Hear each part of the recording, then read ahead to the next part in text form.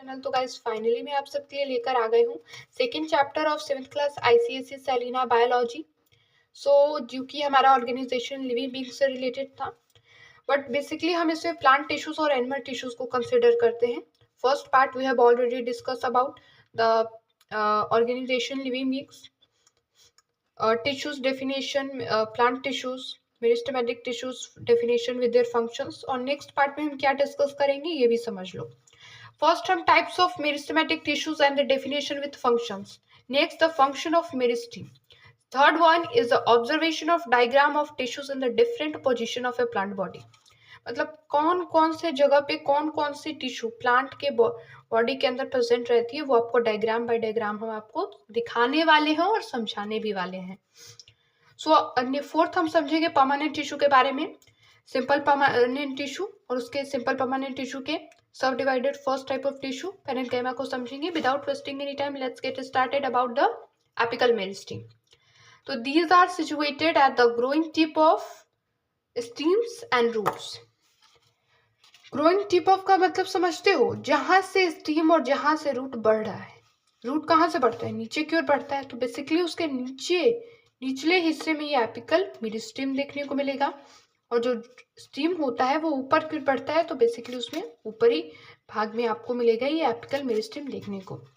ठीक है, और नेक्स्ट है हमारा apical meristem location, shoot apex, root apex and also apices of leaves. Shoot apex का तो मैंने और आपको समझा दिया, बट एपिसेस ऑफ लीफ मतलब जहां से कोई पत्ता निकल रहा है। पत्ता कहाँ से? इस साइड से निकलता है ना, यहीं से तो पत्ता निकलता है। इसको हम क्या, इसका यहीं से ये पत्ता निकलता है, ये इसका बेस है। Now the second type of meristem which is literal meristem. So let's get talk about. So these are found beneath the bark, cork cambium in vascular bundles of dicot roots, stems and vascular cambium. जो literal meristem होता है वो beneath the bark and vascular bundle of dicot roots के vascular bundles में present होता है, और steam के, जिसको हम vascular cambium कहते हैं। They occur in a thin layers. ये बहुत ही पतले लेयर्स में इंक्लूड होता है, मतलब शामिल होता है, रहता है। अब बात आती है यहाँ पे कैम्बियम का वर्ड सुन के आपको कंफ्यूजन लग रही है। अब ये कैम्बियम कहाँ से आ गया बीच में? कैम्बियम का मतलब क्या है? It is a reason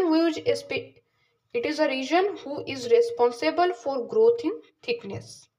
cambium एक ऐसा रीजन है जो कि किसी भी प्लांट बॉडी के थिकनेस के ग्रोथ के लिए रेस्पॉन्सिबल है।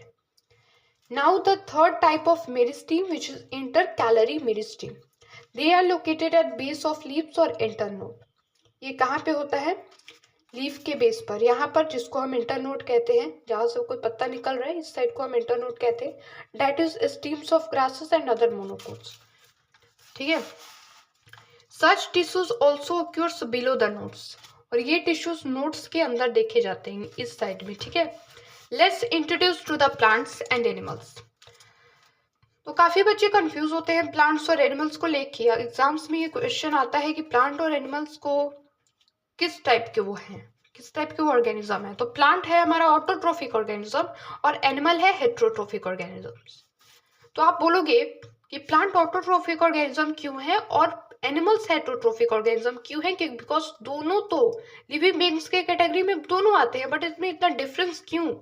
मैं आपको समझाती हूँ। Let me tell you about difference between the autotrophic and heterotrophic. Autotrophic organisms, it is organisms who have capability to make one food also for plants, oxygen. Autotrophic organisms का मतलब होता है शवपोषी, जो अपना खाना खुद बनाते हैं। ये ऐसे organisms होते हैं, ये जो प्लांट है वो ऐसे organism होते हैं जो अपना खाना खुद के हाथों से बना के खा देते हैं, प्रिपेयर करते हैं। वैसे तो ह्यूमन भी बनाते हैं, बट ह्यूमन में एनिमल भी आ गए ना, तो आपको एनिमल का बताऊंगी। दे डू नॉट मच और need much energy, so most of plant tissues are supportive which provide them with structural strength. इन्हें ज्यादा एनर्जी की इसीलिए जरूरत नहीं होती है, बिकॉज इनके पास तो ऑलरेडी वो कैपेबिलिटी है कि ये खुद के हाथों से खाना बना के खा लेंगे। और इनके अंदर एक सपोर्टिव टिश्यू होता है जो कि इन्हें स्ट्रक्चरली स्ट्रेंथ देने में इनकी हेल्प करता है। And now the next one which is the plant of such tissues, xylem, phloem, sclerenchyma, cork are dead tissues. कुछ टिश्यूज क्या होते हैं, कुछ एक्साइलम, फ्लोएम और स्केलेनकाइमा प्लांट टिश्यूज के कैटेगरी में आते हैं। ये मरे हुए टिश्यूज होते हैं because they do not contain any living protoplasm, क्योंकि इनके पास कोई लिविंग प्रोटोप्लाज्म नहीं होता। अगर किसी भी ऑर्गेनिज्म के अंदर, किसी भी प्लांट बॉडी के अंदर अगर लिविंग प्रोटोप्लाज्म होगा तभी वो प्लांट जीवित कहलाएगा। अब इसके अंदर है लिविंग प्रोटोप्लाज्म बिकॉज ये बढ़ रहा है, इसमें ग्रोथनेस देखने को मिल रही है, क्योंकि इसमें क्लोरोफिल भी है ना। क्लोरोफिल क्या है मैंने आपको ऑलरेडी समझाया, जाके अगर नहीं मालूम तो जाके मेरे फोटोसिंथेसिस वाले वीडियो को देख लेना, ठीक है। अब हम बात करते हैं the function of meristematic tissue. Now the meristematic tissues act as parent tissue from which other tissues develop. Now the function of meristematic tissue act as parent tissue from which other tissues develop. Now जो meristematic tissue होता है वो parent tissue की तरह काम करता है, जिसमें से अन्य टिश्यू जो होते हैं वो विकसित होते हैं, ठीक है। These tissues take part in growth by formation of new cells.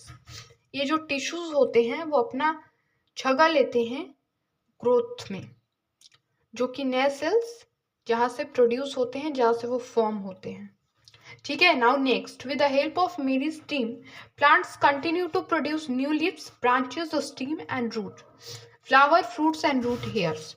Meristematic tissue की मदद से जो पौधे होते हैं वो क्या करते हैं, अपने लीव्स को ग्रो कर पाते हैं, अपने रूट को ग्रो कर पाते हैं, अपने स्टेम को ग्रो कर पाते हैं। मतलब जितना आपको किसी भी प्रकार का कोई भी ग्रोथनेस देखने को मिले, it's due to only meristematic tissues, okay. Now the fourth function of meristematic tissue, which is the place of injury in the plants, is held up by the formation of new cells by meristems. अगर मान लो कि यहाँ पे cut लग जाए, यहाँ पे अगर कट लग जाए प्लांट बॉडी में, तो वो कुछ टाइम बाद वो भर जाता है। क्यों भर जाता है? क्योंकि उसके अंदर जो मेरिस्टेमेटिक टिश्यूज के जो सेल्स होते हैं ना, वो उसको घाव को भर लेते हैं। वाओ, ये तो सच में बहुत पेरेंट्स की तरह काम कर रहे हैं। अगर बच्चों को कभी भी चोट लगती है तो पेरेंट्स आके क्या बोलते हैं, पेरेंट्स आके उसको मलहम लगाते हैं और फिर उसका घाव भर जाता है, ठीक है। Now the first, permanent tissue, a types of permanent tissue, the development process by which cells derive from meristematic tissue.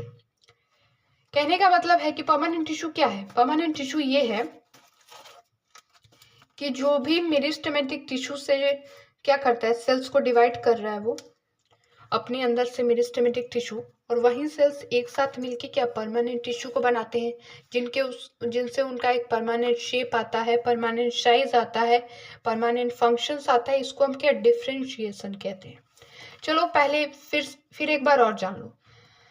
Types of permanent tissue, the developmental process, एक विकसित होने का प्रक्रिया जिसके द्वारा जो सेल होते हैं वो मेरिस्टेमेटिक टिश्यू से डिवाइड होते हैं और वो सेल एक साथ मिलके परमानेंट टिश्यू को क्रिएट करते हैं।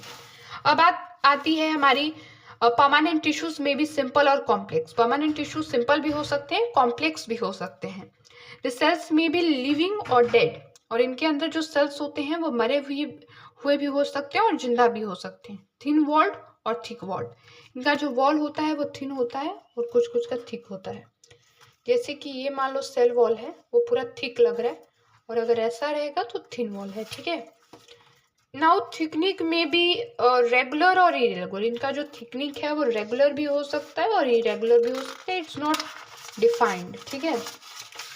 Now the next one which is simple permanent tissue. The first type of permanent tissue की बात करते हैं which is simple permanent tissue. Let's get started. These are composed by cells which are structurally and functionally similar. ये जो simple permanent tissue है वो उन cell से मिलके बना हुआ है जो कि स्ट्रक्चरली और फंक्शनली सेम है। These tissues are all made up of one kind of cells.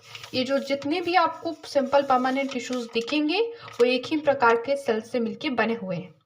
Now अगर हम बात करें सिंपल परमानेंट टिश्यू की, तो सिंपल परमानेंट टिश्यू आर सब divided into 3 types, parenchyma, collenchyma and scalenchyma. But in this part we will only discuss about the first type of simple permanent tissue which is the parenchyma tissue. Now हम यहाँ पे parenchyma tissue के basics को पहले समझ लेते हैं। parenchyma tissue Greek word है पैरा से, जो कि डिराइव हुआ है। पैरा का मतलब होता है बिसाइड, एनकाइमा का मतलब in filling, from the bulk of the plant body, मतलब कि प्लांट बॉडी में वो बहुत उसके बिसाइड का मतलब उसके अगल बगल वो क्या फील रहता है, भरा हुआ रहता है। नेक्स्ट कैरेक्टरिस्टिक्स है ये पैरेन्काइमा टिश्यू का। द पैरेन्काइमा डोटस cells are oval round polygonal और इलोंगेटेड इन शेप। जो पैरेन्काइमा डोटस जो सेल होते हैं उनका जो पूरा शेप होता है, कुछ कुछ का ओवल भी होता है, राउंड भी होता है, पॉलीगोनल और इलोंगेटेड इन शेप, किसी भी शेप में हो सकते हैं। इट्स नॉट डिफाइंड एनी, इसका कोई भी शेप डिफाइन नहीं है।